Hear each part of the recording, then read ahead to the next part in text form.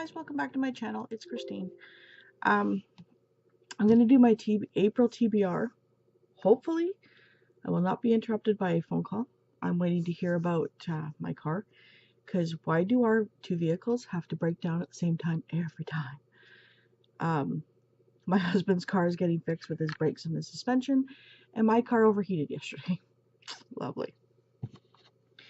Anyways, so as you know, I do the Triple RC Challenge. That's the Romance Readers Reading Group, and it's all the links will be down below. And I've already finished my challenge for March, so let's do April's. So the first one is A is for April. Read a book that starts with A, or a book whose author's first or last name starts with A, and I chose Assignment Baby by Lynn Marshall. It's a medical romance, Harlequin romance. Dr. Hunter Phillips has to look after his little baby niece for a month. He's completely besotted and totally out of his depth. As if that weren't enough, he also finds himself working with his ex-wife, Amanda, the woman who left him when he told her he didn't want children. So, fun. Number 2 is Bird of the Month Canary. Canaries represent joy, freedom, and intellectual development. Canaries are happy birds that spread joy and a sense of well-being. For some, a flying canary could be a sign of freedom, or in the extreme, it could mean entrapment, caged canary.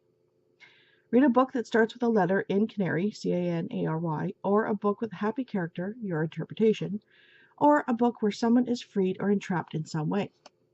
And I chose Carrying the Rancher's Air by Charlene Sands, and her last name starts with C, and the book starts with C. So, the passionate, impulsive evening Tagworth had spent. Oh, okay. Sorry, I read that wrong. The passionate, impulsive evening Tagworth had spent in the arms of brown-eyed beauty Callie Sullivan was madness. Visions of their tryst still haunted him, but their one-night stand was a mistake the wealthy rancher swore he would not repeat. Yeah, we all know where that's going. And Challenge 3 is Featured Author Challenge. Queen of Romance, J.R. Ward, yay, and Princess of Romance, Sabrina York. So it says read a book written by either or. So I have chosen, let's see if I can get this up here, Father Mine by J.R. Ward, and it's the book 6.5 in the Black Dagger Brotherhood. It's just a short little, I think, 80-page story of Zadist and Bella. And I don't want to say too much because it's kind of a giveaway. So Alana, if you want to be able to, if you can, let's buddy read it together. As you know, Alana and I have been buddy reading. This is our favorite series to buddy read. And I so miss buddy reading with her. Challenge 4, National Kite Month. April was chosen as National Kite Month because it is the month that perfectly symbolizes hope, potential, and joy. As the first full moon month of spring, it is the month where we see the last of the snow giving way to green lawns, a month that we are eager to get outside and be active. Finally, the sun and the snow are coming. That didn't sound right. The snow is going away and the sun is coming out. Yeah. We actually had thunder last night, and it's unheard of for thunder up here in March. Like, totally. So why not do it with a kite this year? Read a book with the letters K-I-T-E in the title, or a book with the author initials in K-I-T-E, or a book set in the springtime. I chose Dark Witch and Creamy by H.Y. Hanna, 75% Cocoa Magic, and it's book 1 in the Bewitched by Chocolate, and Kite is in Dark Witch and Creamy.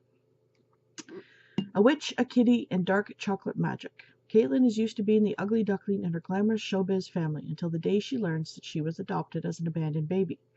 Now her search for answers takes her to the tiny English village of Tillyhenge, where a man has been murdered by witchcraft, and where a mysterious shop selling enchanted chocolates is home to the local witch. Sounds interesting. And Challenge 5, April 4th, School Librarian Day. School Librarian Day honors those who serve our young students so well in the local school libraries. Take a minute today to appreciate all the hard work that a school librarian does daily, and the patience the librarian displays as he or she aids our youth. And little known fact, from grade 5 until my first year of college, I worked in a library. School libraries, everyone. Read a book you got from a library or borrowed elsewhere, or a book that has a librarian character, or a book that has children in the story or is about books, or a book that has books on the cover. And I think most of this has it all. No, this one does not. Did I write that one up? Oh yes, it has one thing. And I was supposed to read this for last month, or March, but I bumped it. And it is 50% off Murder, a Goodbye Girls mystery, and it is by Josie Bell. And this has a librarian in it. Maggie Gerber, one of the founding members of the Goodbye Girls, loves her life in St. Stanley, Virginia, but things are about to get complicated. First, Sam Collins, her old flame, moves back to town as the new sheriff. Then, Claire Fremont, a librarian and member of the Goodbye Girls, shows up late to a meeting, acting utterly strange.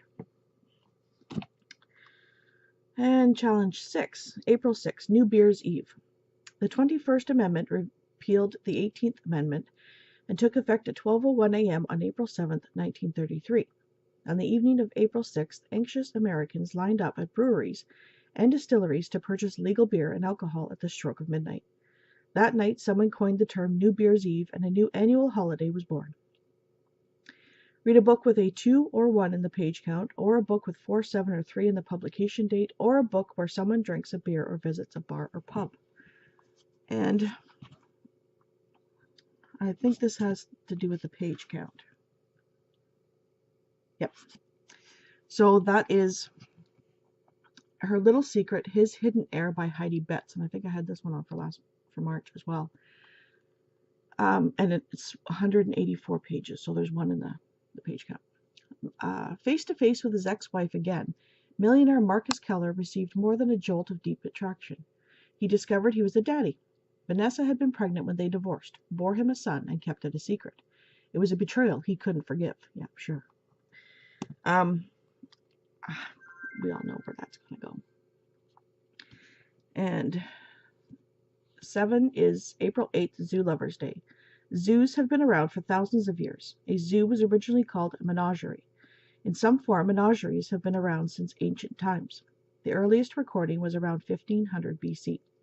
Read a book with an animal on the cover, or a book that has animals as part of the story, shifters count, or a book with a Z anywhere in the cover. And I'm doing Curiosity Thrilled the Cat by Sophie Kelly. And again, I think this was on one of my TBRs, but it's got to go back to the library, so I have to read it first. And when Kathleen Paulson leaves her life in Boston and moves to Mayville Heights, Minnesota, she has no idea that 2 strays will nuzzle their way into her life. Owen is a tabby with a catnip addiction, and Hercules is a stocky tuxedo cat who shares Kathleen's fondness for Barry Manilow. But beyond all the fur and purrs, there seems to be something more to these felines. And I'm just reading basic just to get the gist. April 8th, Challenge 8, April 12th, Grilled Cheese Sandwich Day. People have been consuming the ever-popular grilled cheese sandwich for seemingly ever. Its roots go back to ancient Roman times, when bread was topped with cheese and melted. It wasn't until the 1920s that sliced bread was created. Shortly after that, today's grilled cheese sandwich began to be enjoyed by millions. Read a book with food on the cover, or a book where someone eats a sandwich or cheese, or a book with a mostly yellow cover, or a book that makes you feel warm and toasty. Well, it kind of makes me feel warm and toasty, but there's a lot of yellow on it. And it's Pay Dirt by Rita Mae Brown and Sneaky Pie Brown. And you know this, I've been loving this series. And it's the residents of tiny Crozet, Virginia, thrive on gossip, especially in the post office, where Mary Minor Harry Aristine presides with her tiger cat, Mrs. Murphy. So when a belligerent Hell's Angel crashes Crozet, demanding to see his girlfriend, the leather-clad interloper quickly becomes the chief topic of conversation. I'm not going to go any further because it might spoil for the rest. So that's good. Challenge 9, April 21st, Arbor Day. National Arbor Day is the tree planters' holiday and has been celebrated since 1872. It began in Nebraska, a largely treeless plain, back in the 1800s. It is a day to plant and dedicate a tree to help nature and the environment. Millions of trees are planted on this day.